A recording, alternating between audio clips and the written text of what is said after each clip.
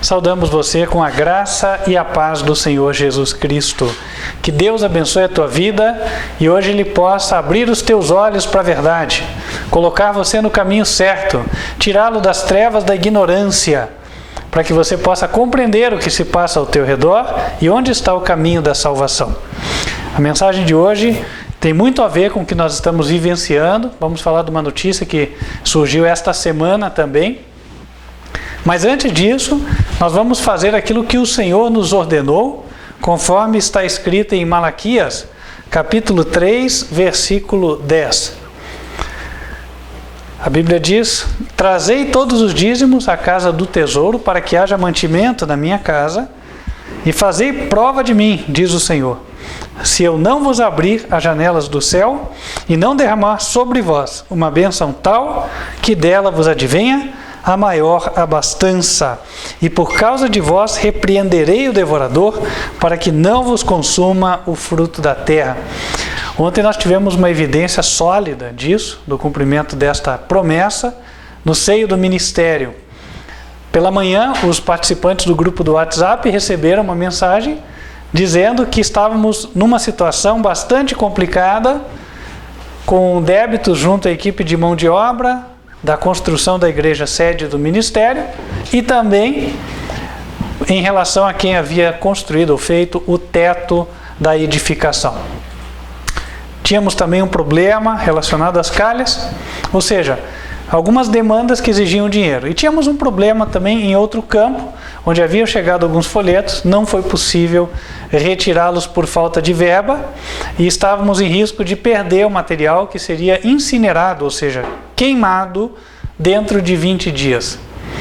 Em 3 horas Deus virou a mesa, resolveu. Nós tínhamos até lançado um apelo aos irmãos, mas finalmente nos demos conta, através da ligação de um gerente de outra conta do ministério, que surgiu um valor mais do que suficiente para cobrir todas as necessidades. E graças a Deus, no dia de hoje, estamos com todas as contas pagas, em nome de Jesus. O material evangelístico será liberado, as almas que precisam dele hão de receber. O ministério usa os recursos que recebe para obras como esta. O evangelismo mundial, nós temos uma série de publicações. Aqui eu poderia tirar um leque bastante extenso, inclusive, de folhetos. E nós vamos estar fazendo já um novo lote, porque graças a Deus está acabando, que nós temos. Afinal de contas, o folheto foi feito para circular, não para ficar parado, né? Temos um apoio aí de toda a equipe, dos irmãos que está até nos ajudando a dobrar. Cadê o folhetinho do jubileu? Esse é o pequenininho, vamos mostrar para os irmãos também. Olha, esses são alguns dos folhetos que nós possuímos. Falta do jubileu, traga um para mim, por favor, querida. Está aqui. Você pode pedir, não tem custo, ok? Gratuito.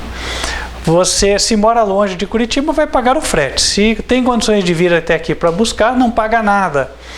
Esse material está disponível para quem quiser fazer o evangelismo e foi custeado com os recursos encaminhados a este ministério. Além dele, nós também temos blocos de estudo bíblico. São 4 blocos distintos, cada um com temas diversos, que vão fundamentar ou cimentar a mente da pessoa na verdade bíblica destinada por Deus para este tempo. Afora isso, estamos na etapa 9 agora da construção da igreja sede, e com a graça e a bênção de Deus, se tudo continuar como está, estaremos lá inaugurando a igreja em outubro deste ano. Portanto, peço as orações dos irmãos, e aqueles que apoiam o ministério poderão continuar apoiando e ter o privilégio de comparecer à igreja sede.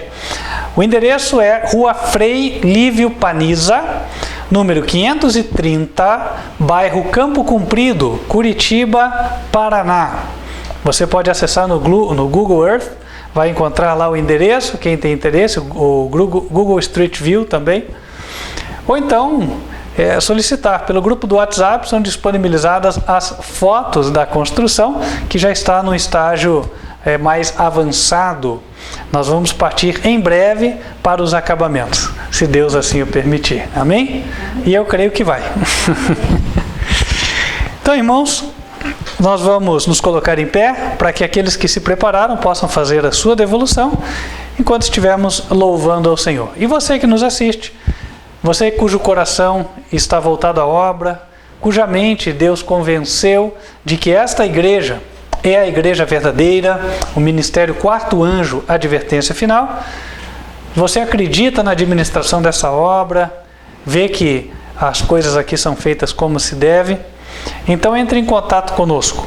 O número de WhatsApp, para quem tem interesse em dizimar e saber como, é 55 para fora do Brasil, dentro do Brasil, DDD 41, número 995098425.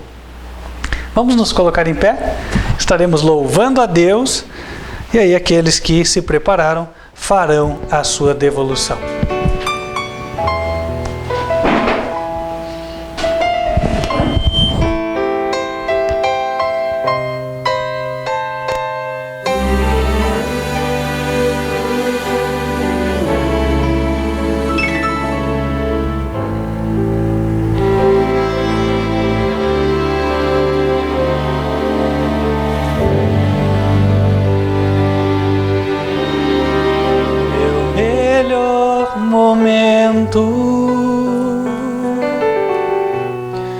Foi quando com Cristo tive um encontro que jamais esquecerei. Da vida cansado no mundo perdido,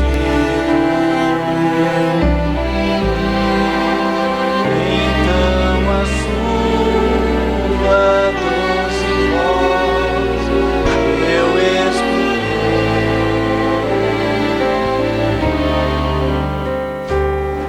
Com tanto amor me chamou, amor que eu jamais fiz por merecer. Quando Ele me disse assim: vinde a mim, se estás cansado, eu te aliviarei.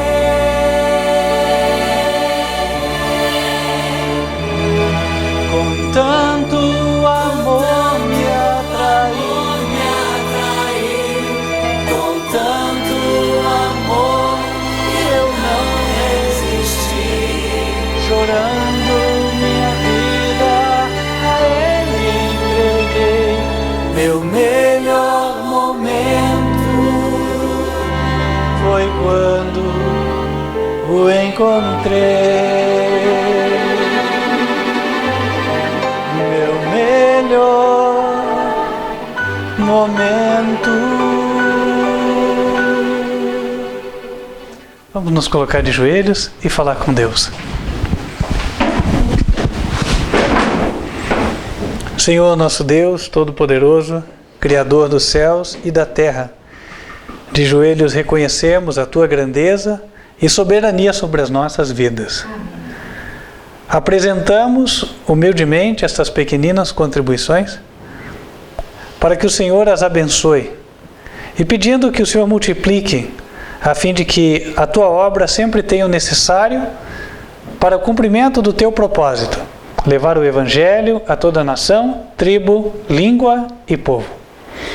Abençoa-nos, Senhor, abençoa cada um dos ofertantes e dizimistas, dê a eles, Senhor, a prosperidade segundo a necessidade, e venha estar conosco nesta segunda hora, falando aos nossos corações, abrindo as mentes,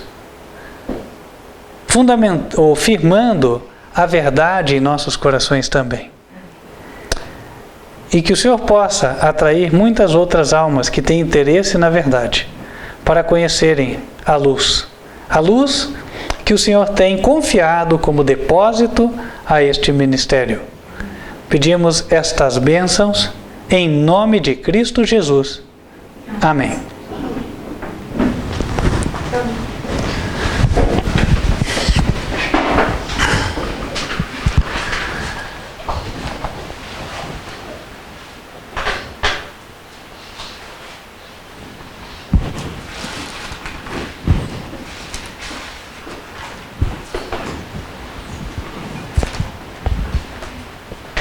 Irmãos, o título da mensagem de hoje é Rompendo o Mar Vermelho.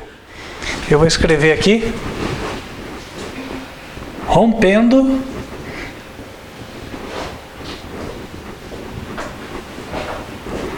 o Mar Vermelho.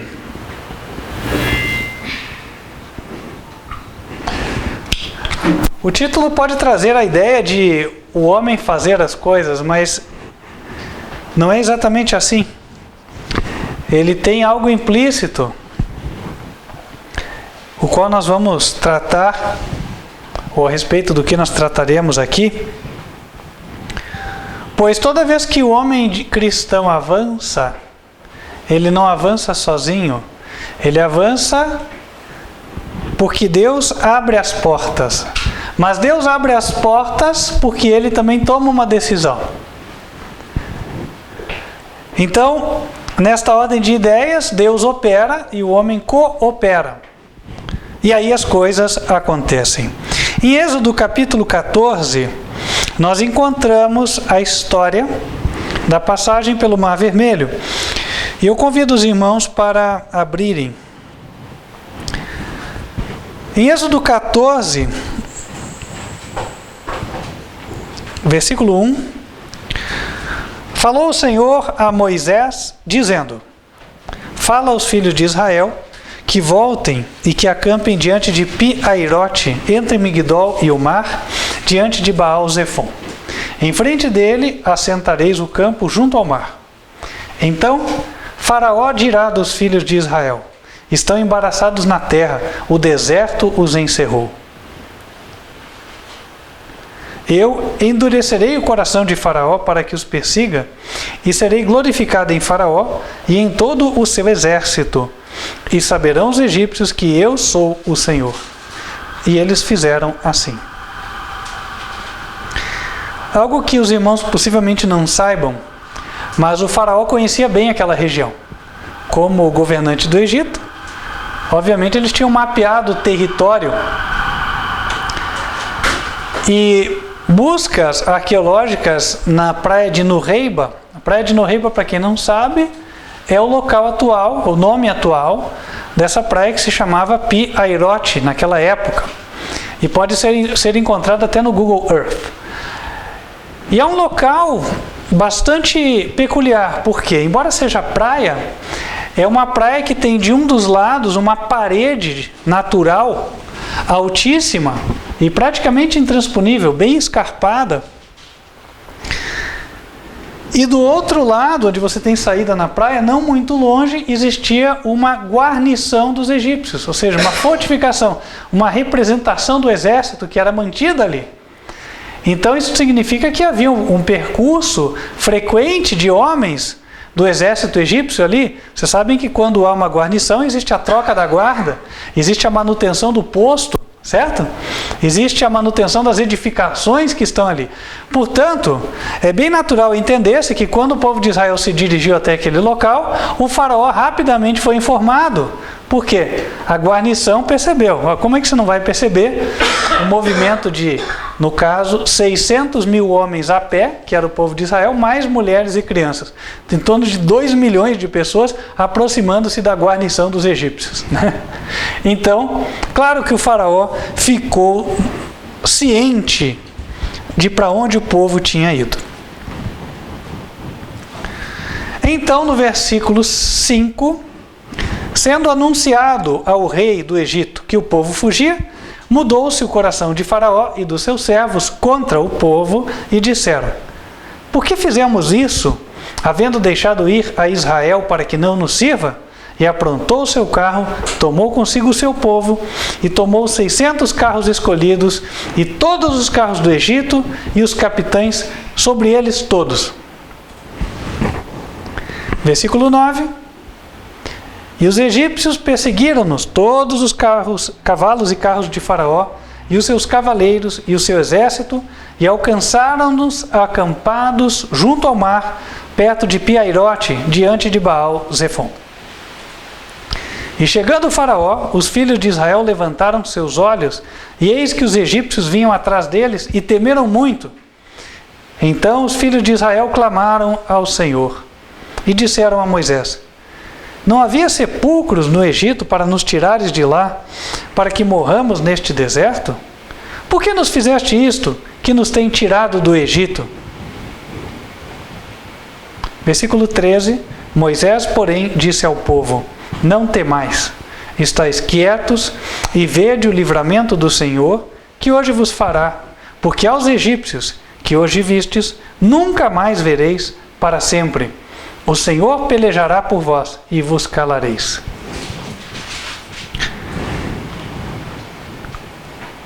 Então disse o Senhor a Moisés: por que clamas a mim? Dize aos filhos de Israel que marchem. E tu levanta a tua vara e estende a tua mão sobre o mar e fende-o, para que os filhos de Israel passem pelo meio do mar em seco. Eis que endurecerei o coração dos egípcios, para que entrem nele atrás deles. E eu serei glorificado em Faraó e em todo o seu exército, e nos seus carros e nos seus cavaleiros. E os egípcios saberão que eu sou o Senhor, quando for glorificado em Faraó e nos seus carros e nos seus cavaleiros.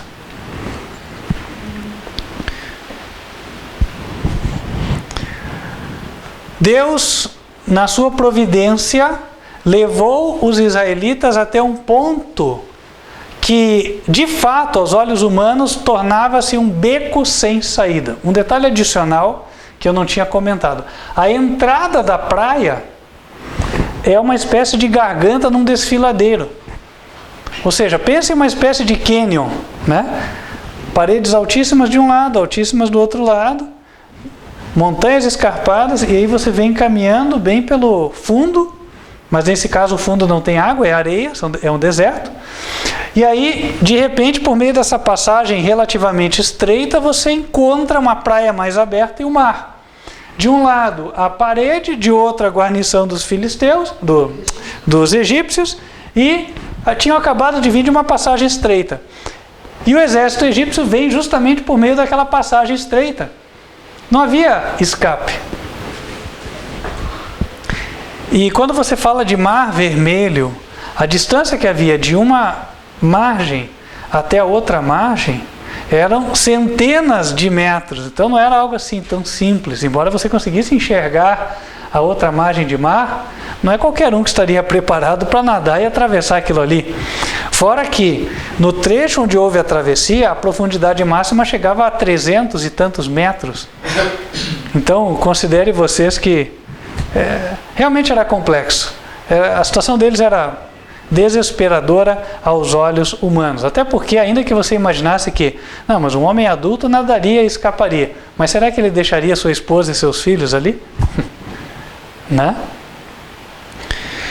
Então, Deus deu o recado a Moisés: diz aos filhos de Israel que marchem. A pergunta natural do ser humano seria: marchar para onde? Né? Para cima das pedras, sem chances. Né? Para o mar, quem sabe nadar? Mas Deus falou para Moisés: você levanta a vara, estende a tua mão sobre o mar e abre ele, para que os filhos de Israel passem pelo mar em seco. O que Deus exigiu? Fé. Crer que aquilo que ele disse ia acontecer. E a crença envolvia um esforço. Na verdade, eram duas etapas. A primeira etapa era você decidir crer, porque eles poderiam decidir não crer. E se eles decidissem não crer e meramente reclamar, pois bem, iam ficar novamente escravos dos egípcios. Iam ser presos, iam ser levados de volta, certo? Iam voltar para o Egito, iam continuar reclamando a vida inteira, sendo que a porta da oportunidade esteve na sua frente, só que eles não aproveitaram. Em lugar de murmurar, eles tinham que decidir crer e então agir de acordo com a fé, marchar. Andar para frente. Parar de reclamar da sua má sorte. E ao fazerem aquilo, as coisas iam mudar a seu favor. Mas, mediante um grande livramento da parte de Deus. Não que os inimigos fossem se tornar amigos. Não que eles fossem arrefecer. Não. Os inimigos iam ser ainda mais ousados. Porque Deus disse, eu vou abrir o mar e eles vão seguir atrás de vocês dentro do mar. Só que tudo isso estava na providência do Senhor. No versículo 19, o anjo de Deus que ia adiante do exército de Israel se retirou e ia atrás deles. Também a coluna de nuvem se retirou de diante deles e se pôs atrás deles. E ia entre o campo dos egípcios e o campo de Israel. A nuvem era escuridade para aqueles e para estes esclarecia a noite. De maneira que em toda a noite não chegou um ao outro. No momento fatal, Deus interviu. Irmãos, tentem imaginar a cena. O exército egípcio se aproximando e você faz parte do grupo de Israel que está na retaguarda.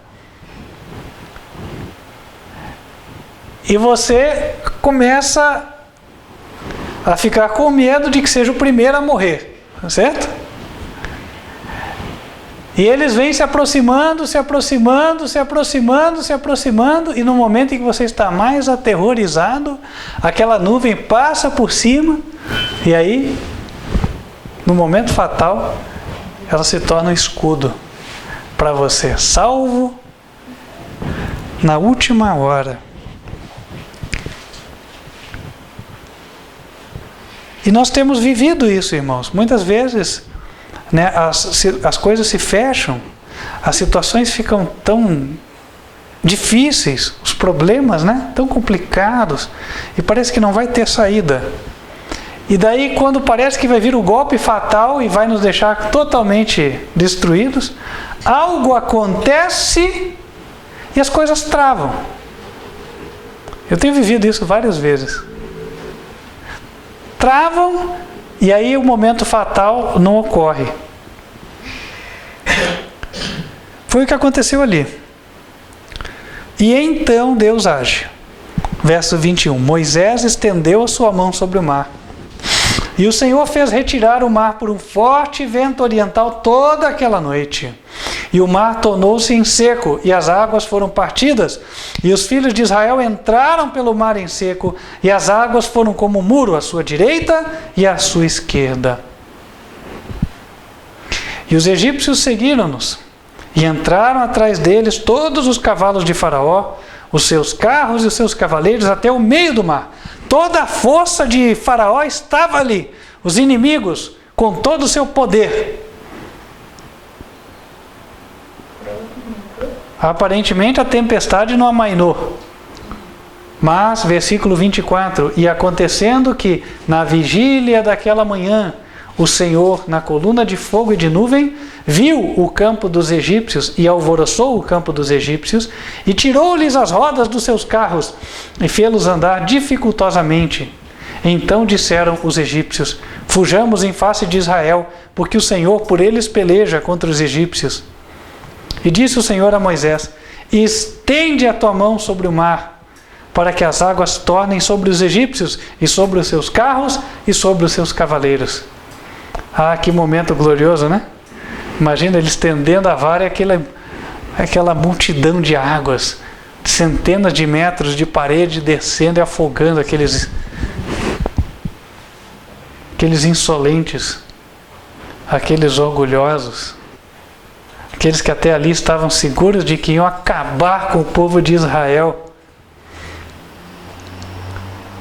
Verso 27, então Moisés estendeu a sua mão sobre o mar, e o mar retomou a sua força ao amanhecer.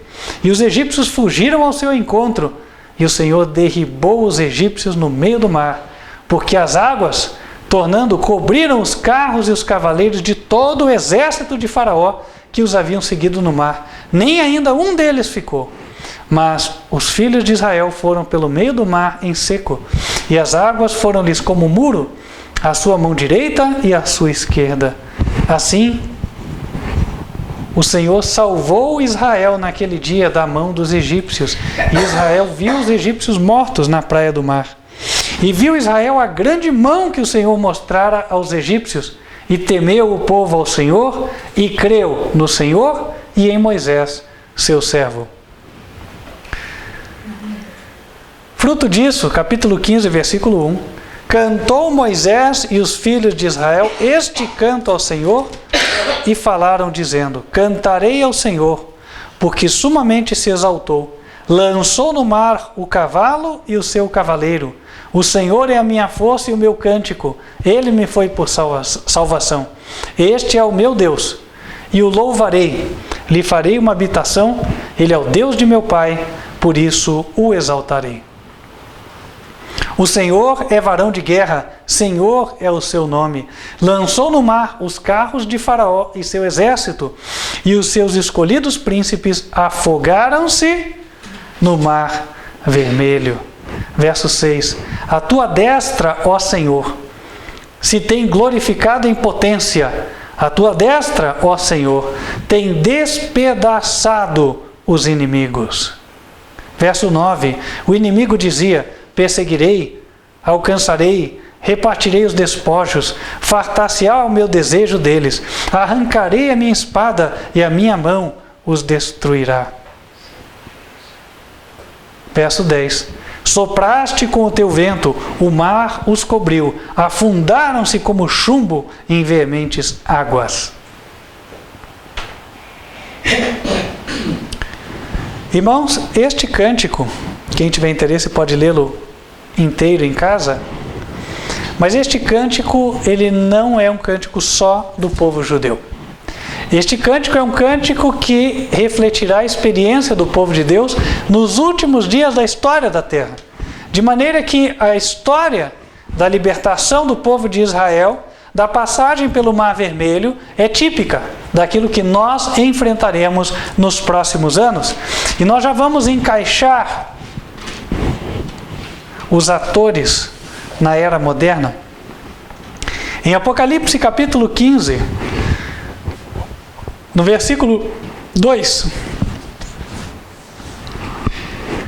João, o revelador, diz: eu vi, como mar de vidro misturado com fogo, e também os que saíram vitoriosos da besta e da sua imagem, e do seu sinal e do seu nome, do número do seu nome, que estavam junto ao mar de vidro e tinham as harpas de Deus, e cantavam o cântico de Moisés, servo de Deus, e o cântico do Cordeiro, dizendo: grandes e maravilhosas são as tuas obras, Senhor Deus Todo-Poderoso. Justos e verdadeiros são os teus caminhos, ó Rei dos santos. Quem te não temerá, ó Senhor, e não magnificará o teu nome? Porque só tu és santo.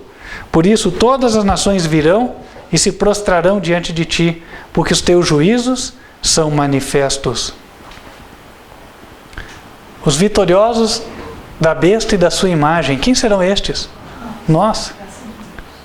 E aí nós podemos contextualizar as coisas. Os israelitas passaram pelo Mar Vermelho. O Mar Vermelho se abriu porque Moisés usou a vara.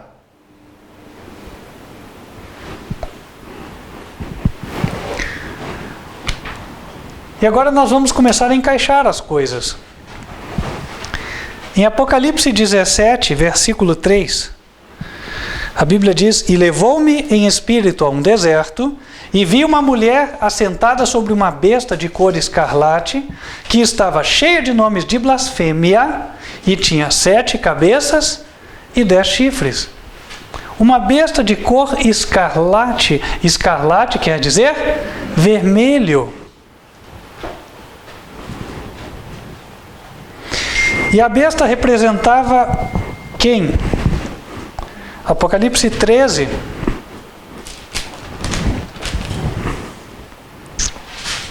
Verso 4: E adoraram o dragão que deu à besta o seu poder, e adoraram a besta, dizendo: quem é semelhante à besta?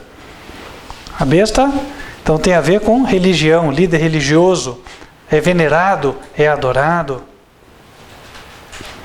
Versículo 7: E foi-lhe permitido fazer guerra aos santos e vencê-los, e deu-se-lhe poder sobre toda tribo e língua e nação.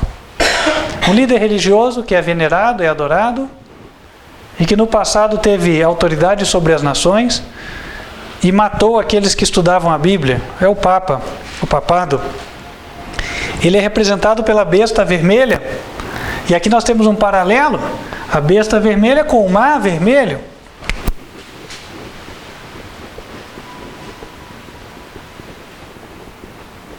E a besta vermelha representando o papado.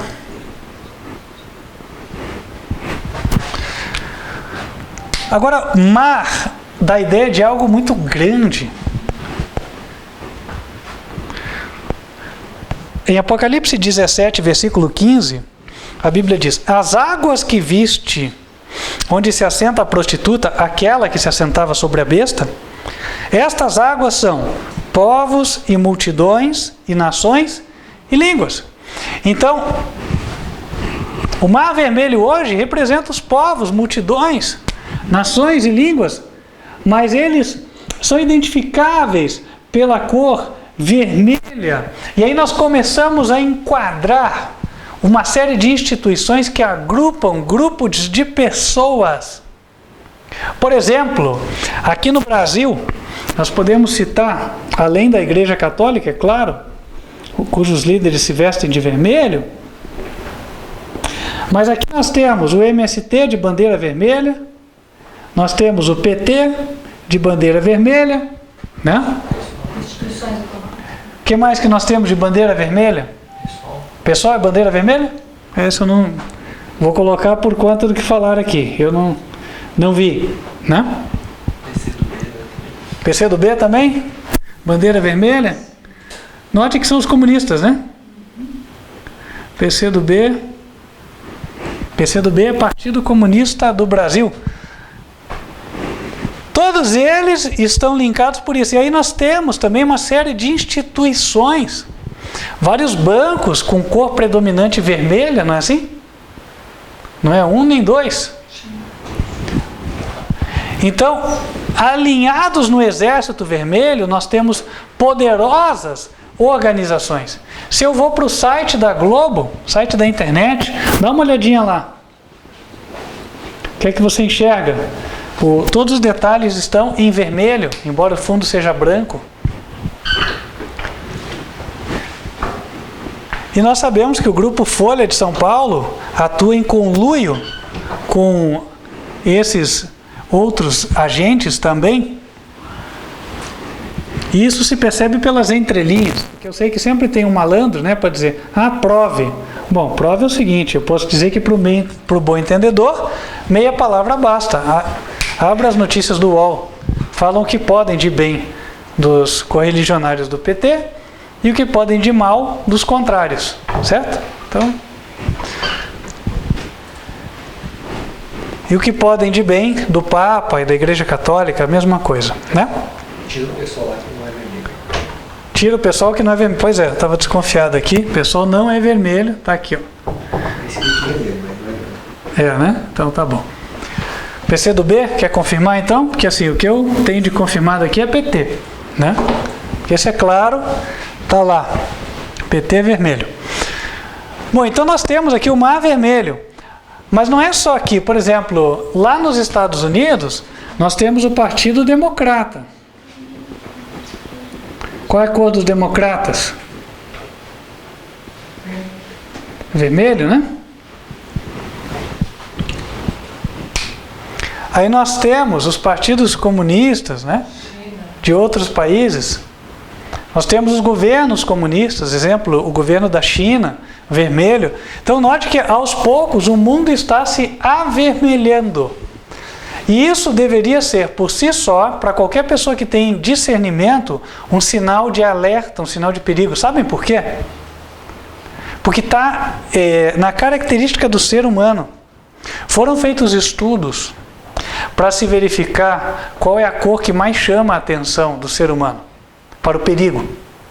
E não é sem causa que o semáforo, quando ele te dá a informação de que você tem que parar porque existe o perigo de você bater o carro, a luz que acende é vermelha. Não é sem causa. O nosso sangue, que cor ele tem? Vermelho, porque é um sinal de alerta, é um sinal de perigo. Começa a sair sangue do corpo, imediatamente a pessoa fica preocupada, né? Olha, tome providências, você está em risco. Vá a um hospital. Então veja que a própria natureza fala, clama, mostrando para você que o vermelho é um sinal de alerta, é um sinal de perigo. O amarelo usa-se como alerta, mas o vermelho é perigo, proibido, não avance. Certo? E a Bíblia fala que nos últimos dias, embora esta mensagem esteja clara na natureza e até na palavra de Deus, como nós estamos enxergando, as pessoas iam se alistar do lado vermelho, não sabendo que com isso estariam arriscando a sua própria alma, como a gente já vai ver. O que os vermelhos fazem? Na Bíblia, o vermelho tem um sinal. Outro dia eu falava com um rapaz, ele era de uma igreja. Ele falou, eu acho o vermelho tão lindo, porque eu vejo na igreja, tem Ele falou de um símbolo lá, que eu não me lembro, mas lá é vermelho, eu acho tão bonito. E eu falei assim, pois é, mas você sabe qual é o símbolo do vermelho na Bíblia? Qual o significado da cor vermelha na Bíblia? Fala para mim então. Eu falei, não vou falar não, você vai ficar na curiosidade. Nós vamos abrir aqui na Bíblia e você vai ler. Ele ficou assim todo curioso. Aí nós abrimos no verso que nós leremos agora. Isaías capítulo 1, versículo 18. O Senhor diz, vinde então e arguí-me, diz o Senhor. Ainda que os vossos pecados sejam como a escarlata, eles se tornarão brancos como a neve. Ainda que sejam vermelhos como o carmesim, se tornarão como a branca lã. Está vendo? Vermelho é cor de pecado. E na Bíblia, a Bíblia diz que no céu o pecado não entra. O pecado que é vermelho tem que ser lavado para ficar branco. Então quem está alistado no exército vermelho, se ele quisesse salvar a sua alma, ele tem que se afastar dos ideais dos vermelhos, que são ideais contrários à lei do Senhor, e agora se aproximar dos ideais brancos da justiça de Cristo, para que ele possa então herdar a vida eterna. E aqui nós temos um partido enorme se desenvolvendo, o mundo se avermelhando, sendo que para se salvar o homem precisa se lavar do vermelho. Agora vamos trocar isso em miúdos, porque alguém pode achar só que eu estou fazendo perseguição política aqui. Não é. Vamos dar alguns exemplos. Por exemplo, MST, Movimento Sem Terra. O que o Movimento Sem Terra faz? Vamos dar terra para quem não tem terra, não é assim? Aí qual que é a estratégia? A estratégia Robin Hood, roubar.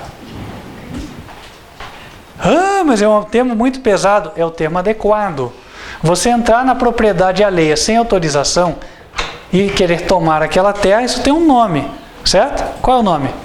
Roubo. Não é nem furto, que furto é quando a pessoa não viu. Né? Agora roubo é assim, na cara dura. Né? Você ir lá, afrontar mesmo, né?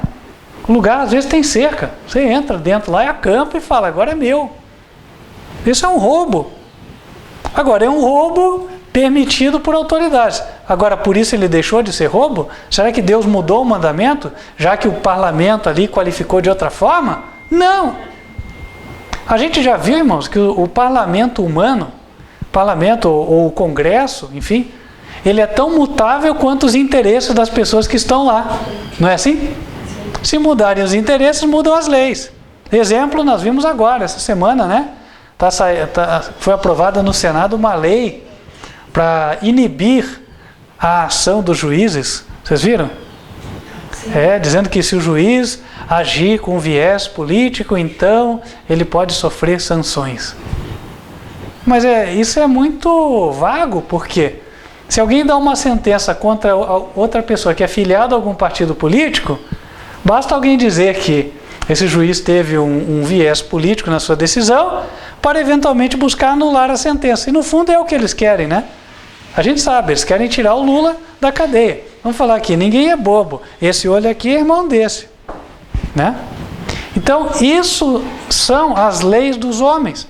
Então, as leis dos homens, elas qualificam e desqualificam crimes, tipificam e destipificam, por assim dizer, né?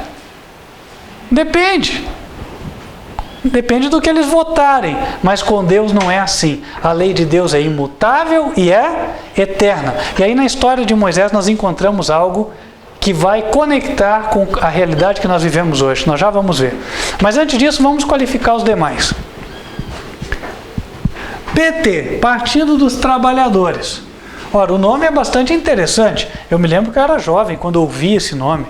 Partido dos Trabalhadores, me pareceu legal. Falei, poxa, que legal, né? Um partido a favor de quem trabalha. Mas, na realidade, as práticas demonstraram algo totalmente diferente e que a gente vê e que não é novidade para ninguém quando eu comentar aqui. Ora, cada vez que eles fazem uma manifestação, eles bloqueiam ruas, né?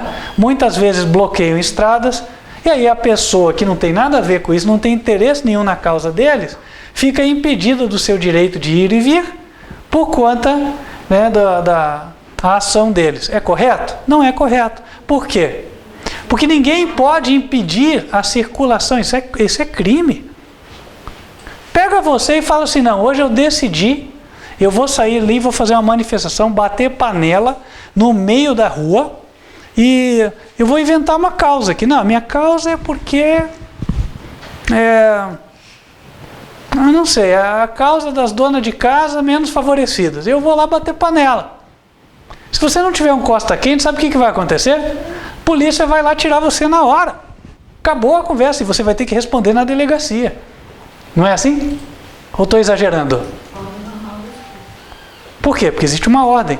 Mas a ordem não vale quando o PT vai atuar. Está certo isso? Está errado.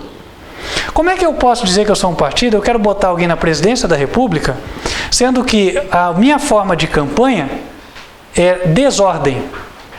Então eu estou, pelos meus atos, dizendo que quando eu estiver lá no poder, eu vou validar a desordem. Certo? Está errado. Isso é contrário aos princípios da lei de Deus. Podem falar o que for, o petista aí vai ficar doente, aí, querendo me esganar. O problema é teu.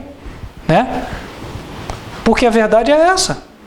Veja aqui, eu não estou apaixonado nem nada, estou falando com muita calma, inclusive, né? A verdade é a verdade. Outro ponto aqui, ó, a Igreja Católica. A Igreja Católica, o Papa vai lá, se veste até de branco, né? Aí ele fala, todos devem guardar o domingo. O catecismo diz que aos domingos os fiéis têm a obrigação de comparecer à missa. Coloca o domingo como dia sagrado. Pois é, mas a Bíblia, aquela que os católicos inclusive dizem ser os depositários, o que não é verdade, mas mesmo na Bíblia católica está escrita a mesma coisa. Lá em Êxodo 20, versículo 8 diz, lembra-te, que já tinha sido esquecido, né? Lembre do que se esqueceu. Lembra-te do dia do sábado para o santificar. 6 dias trabalharás e farás toda a tua obra, mas o 7º dia é o sábado do Senhor teu Deus. Não farás nenhuma obra. Então a Igreja Católica fala domingo, enquanto a Bíblia fala sábado. Está errado aos olhos de Deus, ponto. Não tem que discutir. Globo, Folha de São Paulo, quem que eles apoiam? Apoiam o MST, apoiam o PT, apoiam a Igreja Católica. Aí para isso basta você pesquisar um pouquinho lá, né, nas notícias e tal, e você vai ver. Então, meus irmãos, nós estamos vendo um grupo aqui avermelhado que é contrário aos princípios da palavra do Senhor. Porque se a Globo e a Folha apoiam todos esses grupos aqui e todos estes grupos estão na contramão dos mandamentos de Deus, então, na verdade, estão todos no mesmo barco, o barco do Mar Vermelho. Agora vamos lá. Aqui até citaram os bancos, né? O banco, ele é enquadrado na lei de Deus? Claro que ele é. Porque a Bíblia diz para não emprestar o dinheiro com usura. E o que o banco mais faz é praticar a usura. Bom, posto isso, agora vamos voltar para a história do Mar Vermelho. Deus autorizou Moisés a poder romper o Mar Vermelho. Ele disse que ele romperia o Mar Vermelho. Ele abriria aquele mar em dois. E o povo de Deus passaria no meio do Mar Vermelho. E chegaria na outra margem. E seria vitorioso. Como isso aconteceria? Deus falou para Moisés, usa a vara, estende a vara.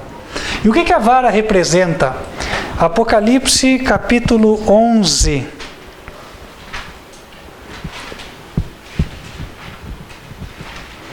Apocalipse capítulo 11, versículo 1. Ali o apóstolo João diz, e foi-me dado uma cana semelhante a uma vara, e chegou o anjo e disse, levanta-te e mede o templo de Deus, e o altar e os que nele adoram. E deixa o átrio que está de fora do templo, e não o meças, porque foi dado às nações, e pisarão a cidade santa por 42 meses. Foi dada uma cana semelhante a uma vara. Essa cana foi usada para medir o templo. E essa linguagem, essa figura de linguagem, para João, ela era muito familiar. Por quê? A vara, de fato, era um instrumento de medida. E até poucas décadas atrás, isso também não era muito diferente. Quem não se lembra do metro de costura? Lembra do metro? Aquela regona de madeira, assim, que tinha exatamente 1 metro, você usava para medir o pano, né? Aqui em Curitiba a gente ia numa loja, que acho que nem existe mais, né? A pessoa puxava o rolão, ia fazendo, muitas das roupas eram feitas pelas costureiras, né? E aí se media. Então a vara é um instrumento de medida. E aqui no contexto de Apocalipse 11, João é levado a medir os que conhecem a palavra, porque ele falou, mede os que adoram no altar, mas deixa de fora o átrio, porque ele foi dado para os gentios. Quem não conhece a palavra não vai ser medido. Então a ideia é a seguinte, você vai usar um padrão de medida para medir os crentes. Qual é o padrão de medida divino? A lei dos 10 mandamentos. A vara representa, portanto, os mandamentos de Deus.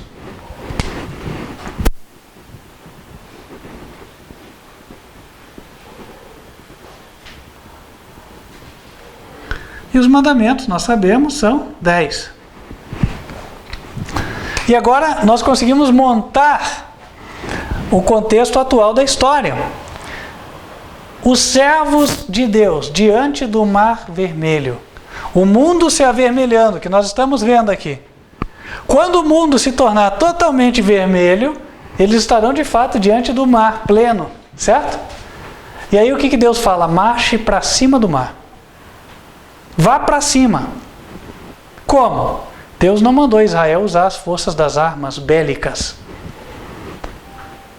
Deus mandou usar a fé. Marche com fé.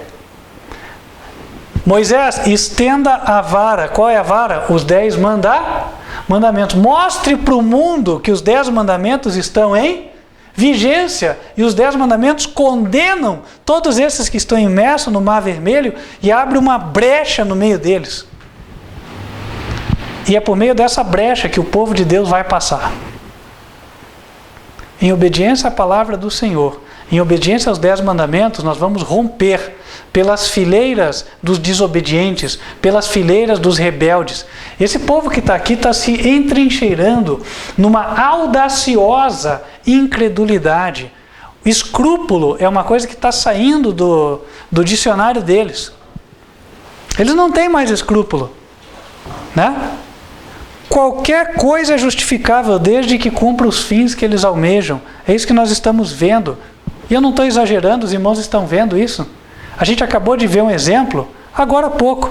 Eu tive me informando um pouquinho mais sobre o assunto. Veja, vamos falar da chamada lei da mordaça dos juízes, né? Que foi que o Senado aprovou agora.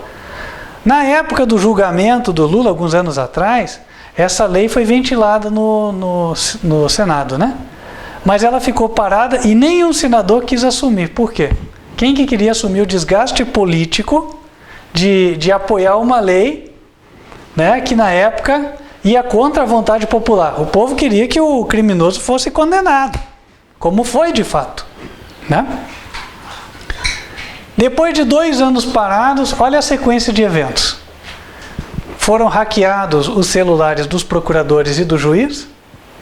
Com base nessas informações obtidas de forma criminosa, os maiores líderes da nação, os senadores, foram sabatinar quem? O réu? Não, o juiz. E quem foi sabatinar? A Comissão de Constituição e Justiça, tá bom. 8 daqueles que foram sabatinar o juiz são investigados na Operação Lava Jato. Olha que interessante. O réu investigando o juiz.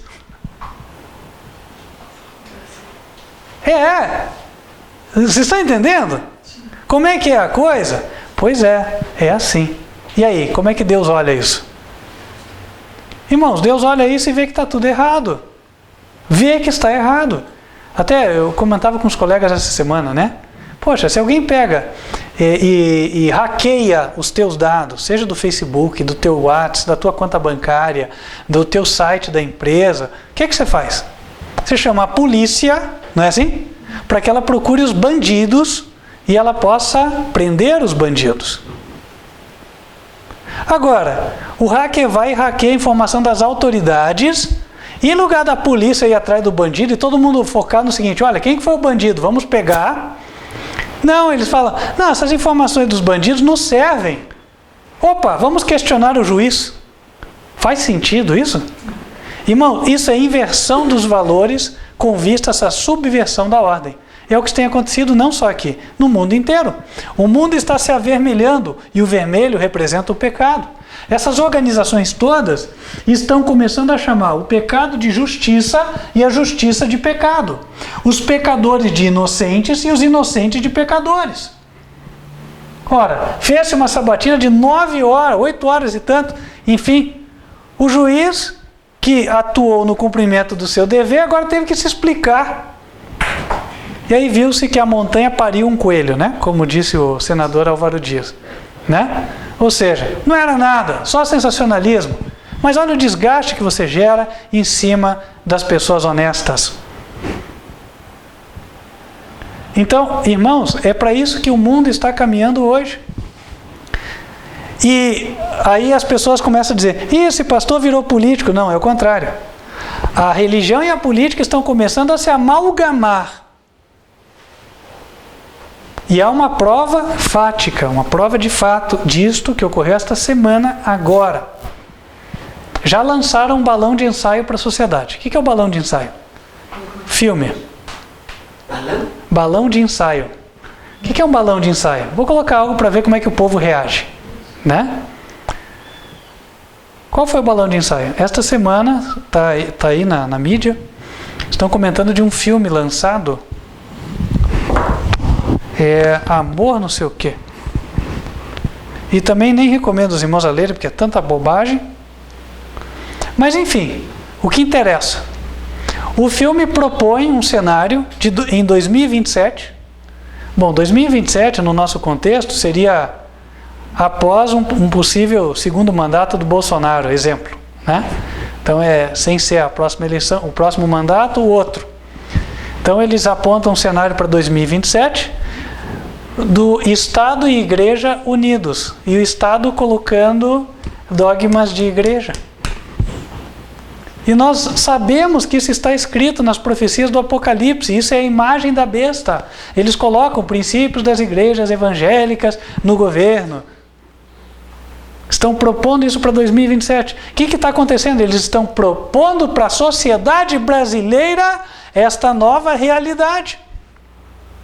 Então, meus queridos irmãos, entendam, nós que sempre militamos aqui na questão religiosa, forçosamente nos veremos metidos num seio que agora mescla religião e política. Não tem jeito.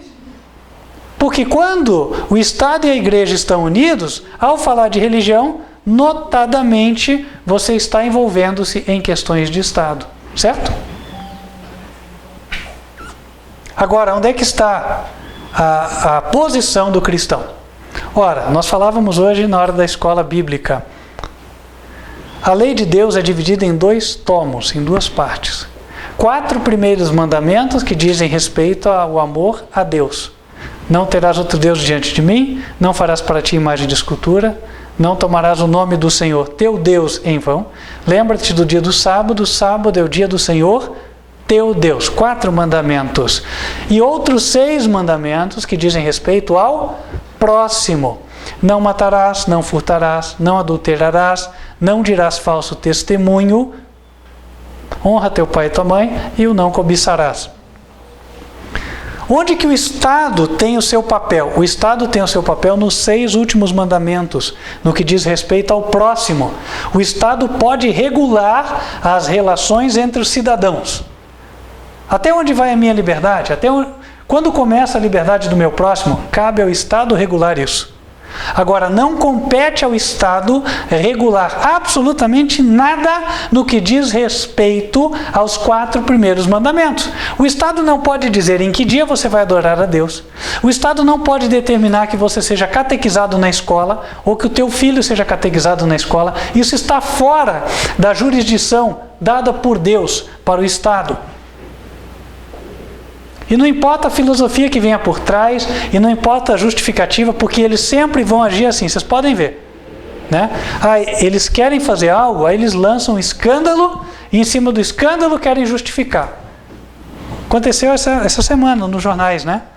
Os Estados Unidos bloquearam a vinda dos imigrantes socialistas para dentro do seu país. Vamos falar a verdade aqui? Né? O Trump não é bobo. Inclusive quer fazer o muro. Falou, não chega, o socialista fica lá no México, fica lá em Honduras, fica na Guatemala, de onde eles estavam saindo, fiquem lá em Cuba, né? Mas claro que botam no jornal, são os pobres, é sempre assim, os desfavorecidos e os pobres, é o mesmo discurso sempre, né? Aí botaram lá, olha, por maus cuidados, olha, tem pessoas morrendo na fronteira. Por quê? Para mover a opinião pública. E aí depois que move a opinião pública, tentam colocar o que eles querem. Não, então vamos deixar essas pessoas entrarem nos Estados Unidos. Por quê? Porque os Estados Unidos ainda é o último reduto protestante da Terra. A Igreja Católica tem interesse em mudar esta situação. Ela não é a maioria ainda nos Estados Unidos. Em termos de população, não é. Agora, se começar com essa onda de migratória, né, que nem eles têm feito na Alemanha e em outros lugares, pronto, resolve-se o problema. Ora, então, meus queridos irmãos, a fim de colocar leis religiosas no Estado, o caminho não vai ser diferente, vai ser esse. Vão apresentar um escândalo, né, e vão se fazer de vítimas, e aí vão conseguir colocar o domingo como lei, né, e outros dogmas da Igreja Católica, por mão das igrejas evangélicas no poder. Porque a Igreja Católica sempre vai se fazer de boazinha. Você acha que a Igreja Católica vai dar a cara a tapa? Não vai. O diabo já aprendeu que a melhor estratégia é se esconder, não é se expor. E como é que o cristão deve atuar? Não é à toa que a Igreja Católica é representada no Apocalipse, capítulo 13, pela besta semelhante ao leopardo. Capítulo 13, verso 2. Como é que o leopardo faz? Ele se disfarça, ele caça no mato alto para ninguém vê-lo, certo? E ele se esfrega no cocô, literalmente, para o cheiro dele, que é um cheiro forte, ficar disfarçado. E para a vítima não ver. E como é que o leopardo é derrotado? Sabem como? Quando tem um babuíno lá no alto da árvore, que enxerga o leopardo e dá o alarme. Os animais todos sobem na árvore, todo mundo foge, e o leopardo vai ficar com fome. Então hoje, como é que a gente pode derrotar esse gigantesco sistema de engano capitaneado pelo Papa e a Igreja Católica? Denunciando. Falando, olha, o Papa está vindo por aqui, ó. Ele está usando o PT, está usando o MST, está usando os democratas na Europa, né? Está usando a Angela Merkel lá na Alemanha, que está falando, está usando esse discurso pró-preservação da Amazônia, que no fundo é só para manter o diamante, o ouro que está lá, que eles pretendem usar no tempo certo, né? Então assim, é aí que eles estão atuando. Os padres estão hiper envolvidos em irem lá nessas terras indígenas da FUNAI. Toda essa história de terra indígena, de demarcação de terra, tem a ver, não é com índio, eles não estão preocupados com os índios. Inclusive tem índio que até cede a terra para madeireira, vende madeira e tal. Aí quando a gente abordou isso, né, uma professora da área de humanas disse assim, não, mas o índio está fazendo uso do território que ele acha que ele deve, o território é dele. Que legal, né? Então se o índio estiver em cima do ouro, o brasileiro não pode explorar, mas o índio pode. E pode fazer o que ele quiser. O cidadão é dono do sol, não? Interessante, né? O cidadão não é dono, mas o índio é. Então, irmãos, tudo isso é um projeto de poder. A Bíblia denuncia tudo isso no Apocalipse. E em Apocalipse 18 fala como a Igreja Católica quis colocar a mão em todas as riquezas do mundo em diferentes ramos de negócio. Ramos dos transportes, ramo da mineração e assim por diante. Pensam vocês que esses escândalos da Vale do Rio Doce são qualquer coisa? Irmãos, já comentei isso com vocês. Porque a tragédia de Brumadinho. Poxa, eu venho da engenharia. Quando você faz um projeto de uma barragem, você projeta para ela suportar a pior contingência, às vezes em 50 anos. Né? A barragem tinha sido inspecionada pela TV Highland. Procurem na internet quem é a TV Highland. Uma empresa alemã altamente credenciada, né? Considerada no meio. Quando você tem um laudo da TV Highland, ninguém questiona. E de repente, só outra coisa, né? Você vê as imagens que a câmera captou. Poxa, você vê a imagem de uma explosão, parece dinamite ali, não parece água estourando a barragem. Aí, porque a mídia falou, todo mundo engole aquilo ali, vamos fazer a Vale pagar. A Vale é de quem? A Vale é dos brasileiros. Alguém tem interesse de que a Vale troque de mãos. E aí na surdina, como as ações da Vale são trocadas, são compradas e vendidas na Bolsa de Valores, no fundo o povo nem vai ficar sabendo o que vai acontecer, certo? Então, meus queridos irmãos, as coisas não são como parecem. As coisas não são como parecem, né? Eu posso resumir todos esses eventos no seguinte: os vermelhos avançando, tá? Os vermelhos avançando. Com um projeto de poder. E nós vamos ficar como último reduto de resistência. Não porque nós tenhamos interesse no ouro e na prata. Ninguém aqui está buscando o ouro nem a prata. Nós estamos buscando a salvação em Cristo Jesus. Mas esses vermelhos vão chegar a querer nos tirar até isso. Eles vão querer que sejam passadas leis que impeçam ou que acabem com a nossa liberdade religiosa. É aí que as coisas vão chegar. E não se engane, esse filme que eles estão propondo está acusando outros daquilo que eles pretendem fazer. Eles falam que, o filme propõe a realidade do governo Bolsonaro e tal. Conversa para boi dormir, para quem conhece a Bíblia. Conversa para boi dormir. Quem pretende colocar o domingo é a Igreja Católica, ela que tem interesse. Né? E ela não está apoiando o Bolsonaro, está apoiando os vermelhos. Então assim, meus queridos irmãos, vamos abrir os nossos olhos. A verdade é essa, tá? Como é que nós vamos romper o mar vermelho? Obedecendo os 10 mandamentos. Falando dos 10 mandamentos, né? E abrindo o caminho no meio do mar vermelho. Nós vamos desagradar muita gente. Democrata não vai gostar do nosso discurso, petista não vai gostar, MST não vai gostar, Igreja Católica não vai gostar, Globo não vai gostar, Folha não vai gostar. Mas a verdade é essa. E quem sabe, sendo nós fiéis, muitos vão ser salvos, né? Finalizo com uma palavra que Deus deu ao profeta Ezequiel. é muito adequada a nós. Ezequiel capítulo 2, versículo 1. E disse-me: Filho do homem, põe-te em pé e falarei contigo. Então entrou em mim o Espírito quando falava comigo, e me pôs em pé e ouvi o que me falava. E disse-me: Filho do homem, eu te envio aos filhos de Israel, as nações rebeldes que se rebelaram contra mim. Eles e seus pais prevaricaram contra mim até este mesmo dia. E os filhos são de semblante duro, obstinados de coração. Eu te envio a eles e lhes dirás: assim diz o Senhor Jeová. E eles, quer ouçam, quer deixem de ouvir, porque eles são casa rebelde, hão de saber que esteve no meio deles um profeta. E tu, ó filho do homem, não os temas, nem temas as suas palavras, ainda que sejam sarças e espinhos para contigo. E tu habites com escorpiões, não temas as suas palavras, nem te assuste com o rosto deles, porque são casa rebelde. Mas tu lhes dirás as minhas palavras, quer ouçam, quer deixem de ouvir, pois são rebeldes. Mas tu, ó filho do homem, ouve o que eu te digo, não sejas rebelde como a casa rebelde. Abre a boca e come o que eu te dou. Então vi, e eis que uma mão se estendia para mim, e nela estava o rolo de um livro. E estendeu diante de mim, e ele estava escrito por dentro e por fora, e nele se achavam escritas lamentações e suspiros e ais. Isso é o que reflete a nossa experiência, né? Lamentações, suspiros e ais. Vamos sofrer? Vamos. Mas Deus falou que é para nós falarmos com eles.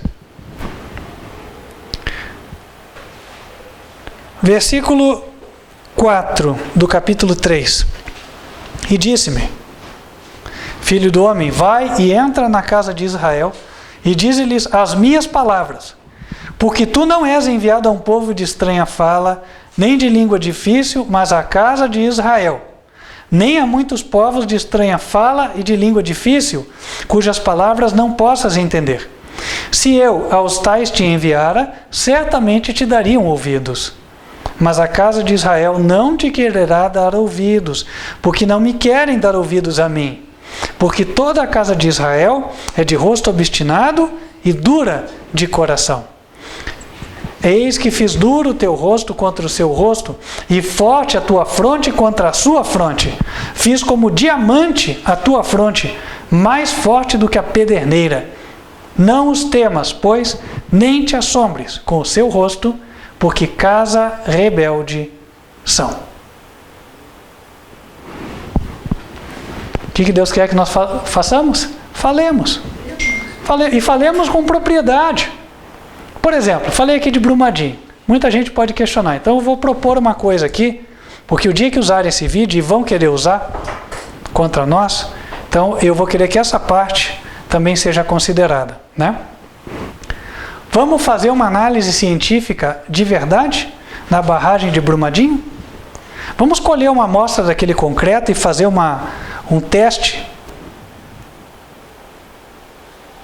Teste de ruptura? Teste de compressão, teste de tração, enfim. Num laboratório independente, não enviesado politicamente, né? Eu me proponho a ir lá e supervisionar.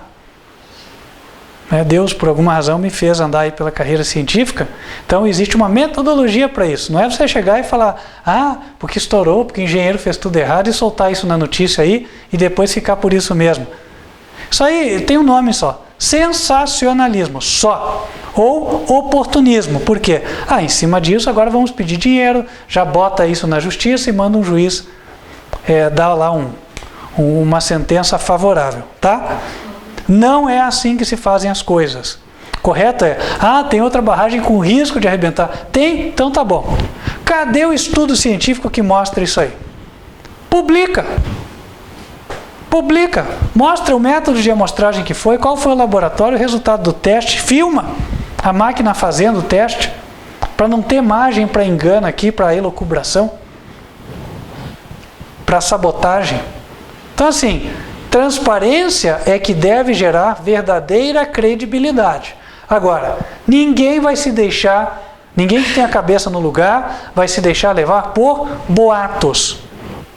Existe uma fábrica de boatos em pleno andamento aqui no nosso país, com o apoio dos principais veículos de comunicação. Então fala muito de teoria da conspiração. Sim, eles são os maiores teoristas da conspiração, jogando aí no ar um monte de informação sem nenhuma responsabilidade. Ora, e vamos começar a enquadrar jornalista irresponsável, né? O certo seria isso, vamos enquadrar a família Frias, que é dona do Grupo Folha, família Marinho, que é dona do Grupo Globo. Falou mentira? Vamos botar um processo, certo? O certo deveria ser feito isso. Alguém bota um processo, eles vão responder por aquilo que falaram. Calúnia, difamação, falsidade ideológica, quando for o caso, certo?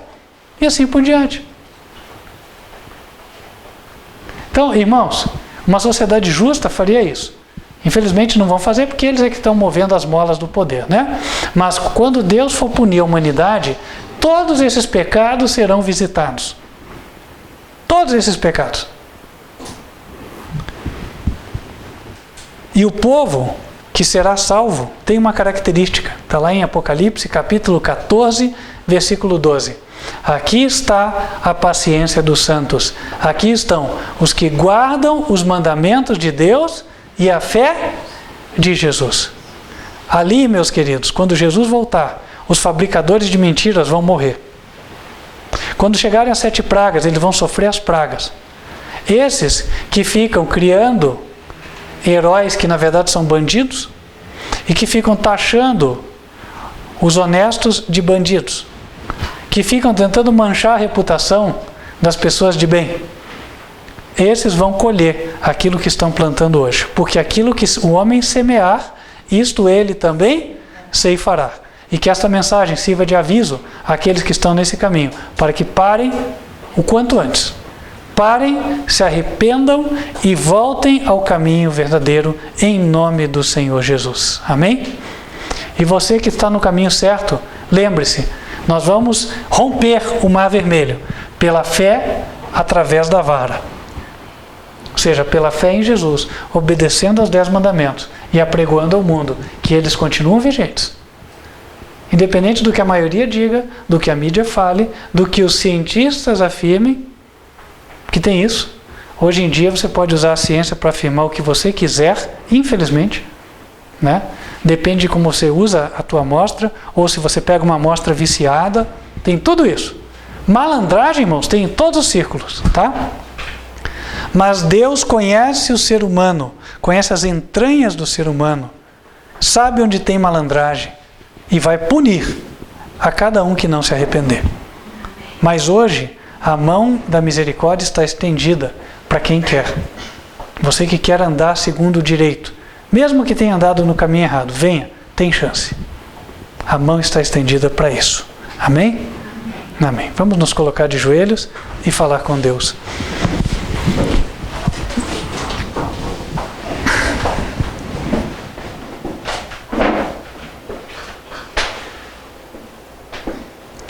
Senhor nosso Deus, queremos te agradecer a revelação da tua palavra, pedir que o Senhor nos faça firmes, obedientes a ti e leais aos teus mandamentos.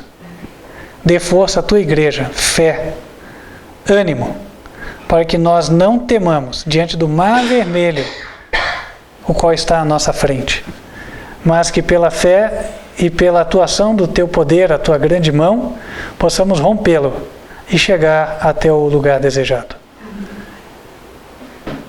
Abençoe todos aqueles teus filhos sinceros que receberam a mensagem e tomaram decisão. Que eles, Senhor, tomem a decisão certa para a vida eterna e possam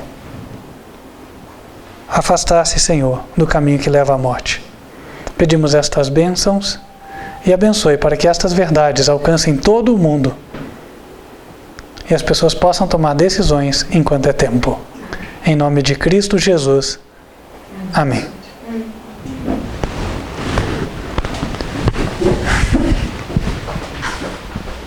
Estendo o convite para você que nos assiste, para nos acompanhar, lembrando que as mensagens são transmitidas aos sábados em 2 horários, pelo canal youtube.com/TV Advertência Final. 15 para as 10 da manhã, temos a Escola Bíblica das Crianças e 11 horas da manhã, mensagem do culto. Você que está convencido de que esta é a igreja verdadeira, que aqui ouve-se a verdade, quer se unir ao povo de Deus, quer conhecer mais da sua palavra e dar o passo do batismo, entre em contato conosco. Nosso número de WhatsApp é 41 99509 8425. Vamos ficando por aqui, mas quero invocar as bênçãos do Senhor sobre a tua vida, razão pela qual te convido a fechar os olhos. Que o Senhor te abençoe e te guarde. Que o Senhor faça resplandecer o seu rosto sobre ti e de ti tenha misericórdia. Que o Senhor levante sobre ti o seu rosto e te dê a paz. Amém. Que Deus te abençoe e espero estarmos juntos nas próximas oportunidades. Até lá.